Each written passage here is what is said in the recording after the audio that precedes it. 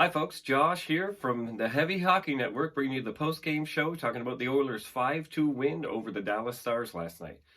This win helps us for sure as Oilers fans, and it also helps out my son who's a big Nashville fan. And ever since Dallas beat Nashville out of the 2019 playoffs, I think he's been an even bigger Dallas Stars hater than a Nashville fan. So satisfying win all around in this house.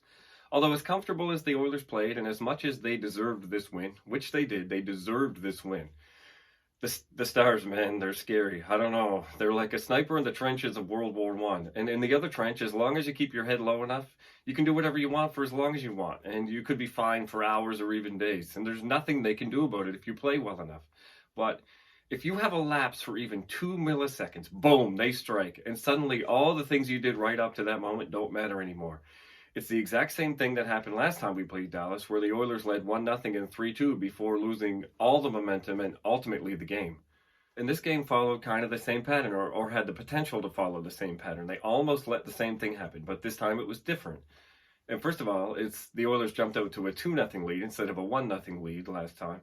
And two, as is the trademark of the Woodcroft era, the lapses in the trenches are much fewer and further between these days, which is fantastic to see. We are in playoff mode, and we are coming up with some playoff-type victories. Some other big things happened last night. Jesse Puljujärvi scored his first goal since either April 3rd or the Nixon administration, depending on who you ask. That's a huge moment for a lot of people. McDavid passed 70 assists for the fourth time in his still relatively young career, and he's gotten at least 100 points in 6 of his last 7 seasons. And it should be noted that Zach Kassian threw a body check, and it actually helped cause the turnover leading to Derek Ryan's goal. In fact, Kassian looked pretty good again. What can we say? He looks pretty good. Just shy of 10 minutes and was credited with 3 hits. That's pretty good. And Mike Smith, I tell you, I was one of the biggest defenders of his re-signing. And at one point, not that long ago, even I was thinking it was time to put him on the back burner. And I'll admit that. And I was one of his biggest defenders. But he has exercise the demons, and I tell you, he put up another beautiful performance. And it's not just his saves, it's his hands are back, baby. The passing.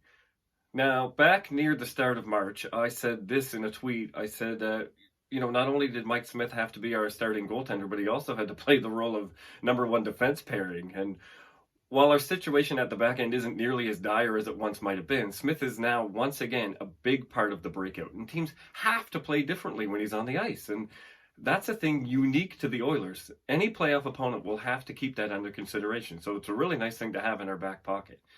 And it was another night of 50 shots on goal for the Oilers. I believe that's now 4 times this season. The only bad thing to happen this game, and something that technically didn't happen, is that Leon Draisaitl didn't score a goal, and therefore he's not going to gain any ground in the Rocket Richard race. I think it's nice, though, that Draisaitl is refusing to score goals while Matthews is out. It's a classy move on his part. Hats off to him there. Good sportsmanship. So what does this win mean for the Oilers? Well, we now sit fairly comfortably in second place in the Pacific Division over the Los Angeles Kings. We have 96 points, and they have 92 points, and we have a game at hand. I really thought this would flip-flop a couple of times down the stretch. I thought maybe they'd exchange that second place position a few times, but the Oilers have simply refused to stop winning hockey games. It's that simple. They've controlled their own destiny for a while now, and they won't give that power up, which is great. And amazingly, just 2 more wins in the last 5 games that we have would cap a 100-point season on the year. And I don't think there were a lot of people that would believe that would be possible at Christmas time.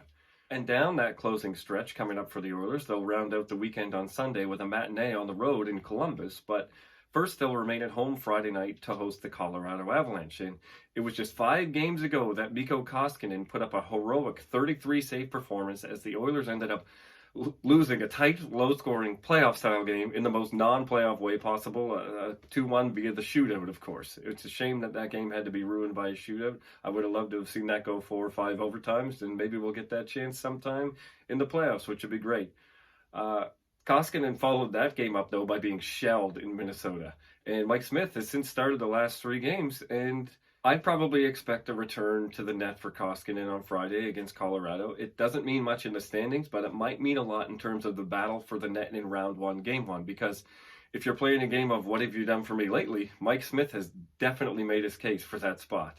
Be sure to check out the Heavy Hockey Network post-game show for Friday's game against Colorado, and look for it after every game. We'll have a little post-game show for you. And the best way to guarantee you won't miss is to subscribe to the Heavy Hockey Network YouTube channel and follow us on social media. So wherever you're watching this show right now, whether it's Facebook, Twitter, YouTube, whatever it is, hit follow, like, subscribe, and feel free to leave a comment telling us what you liked about the show.